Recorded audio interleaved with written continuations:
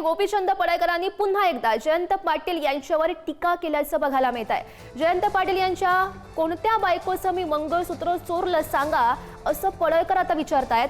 गोपीचंद पडळकरांच्या वक्तव्यानं पुन्हा एकदा वादाची ठिणगी पडण्याची शक्यता आहे। पुन्हा एकदा आपण बघू शकतोय गोपीचंद पडळकरांनी जयंत पाटील यांच्यावर ही केलेली टीका। सगळेजण गोपीचंदला टार्गेट करताय। गोपीचंदला टार्गेट करण्याचं कारण काय आहे? त्यांना माहित आहे हा लोकांना जागा करतोय, हे त्यांचं सगळ्यात मोठं दुखणं आहे। त्याचं मला लोकांना सगळं समजून सांगते आणि लोक आम्हाला नमस्कार करायची बंद करते। लोक आम्हाला बोकडं कापायची, घरी जेवायला बोलवायची बंद केलं, गावात बॅनर लोक लावायची ते लोकांनी बंद केलं। हे यांचं सगळ्यात मोठं दुखणं आहे। माझी लढाई प्रस्थापितांच्या विरोधातली लढाई आहे, ज्यांनी कारखाने ढापले त्यांच्या विरोधातली आहे। अरे तुम्ही मला मंगळसूत्र चोर म्हणता, तुम्ही मला मंगळसूत्र चोर म्हणता। जयंतरावला माझा सवाल आहे, तुझ्या कितव्या नंबरच्या बायकोचं मंगळसूत्र मी चोरलं सांग लोकांना।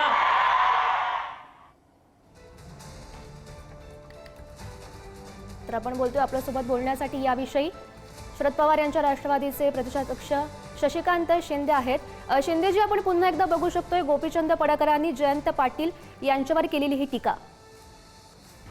महाराष्ट्रात चांगला चाललेला आहे।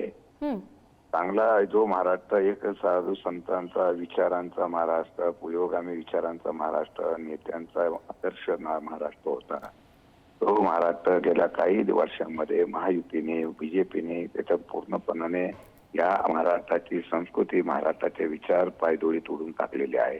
सत्तेच्या लोभापोटी ज्या पद्धतीने या महाराष्ट्रामध्ये आज जे वातावरण दूषित होण्याचं काम चाललेलं आहे, राजकारण हे नेतृत्व पक्षापुरतं असावं, नेत्यांपुरतं मर्यादित असावं।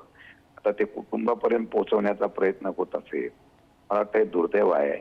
एका बाजूला मुख्यमंत्री जर सांगत असतील, त्यांचे मंत्री सांगत असेल, अध्यक्ष सांगत असेल की आम्ही समज दिलेली आहे, तरी सुद्धा तशा पद्धतीचं होत आहे, याचा अर्थ ते जाणीवपूर्वक होतोय।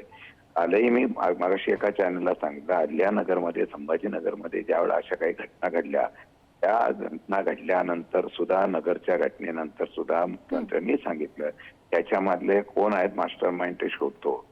तर मास्टर माइंड कोण शोधायला गरज लागते का काय मला कळत नाही की महाराष्ट्रामध्ये आता ज्या काही घटना घडल्या, त्या घडणाऱ्या घटनाला धाडस कधी वाढायला लागतं की माझ्या पाठीमागं कोणतरी आहे, सरकार आहे, माझ्याच बापाचं सरकार आहे, अशा प्रकारची भावना निर्माण होते। त्यामुळे अशा प्रकारची महाराष्ट्र अशांत होतोय।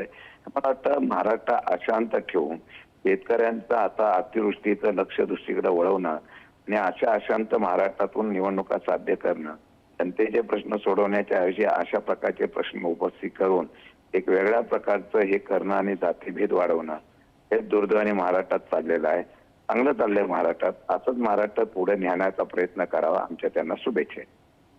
नक्कीच शशिकांतजी, तुमचा मुद्दा आमच्यापर्यंत पोहोचलाय। धन्यवाद दिलेल्या सविस्तर प्रतिक्रियेसाठी। तर आपण बघतोय गोपीचंद पडळकर यांनी याआधी सुद्धा जयंत पाटील यांच्यावर टीका केलेली होती, पुन्हा एकदा त्यांनी ही टीका केलेली आहे।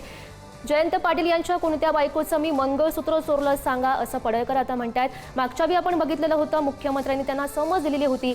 आता मुख्यमंत्री यावर नेमकं काय बोलतात हे बघणं सुद्धा महत्त्वाचं ठरणार आहे।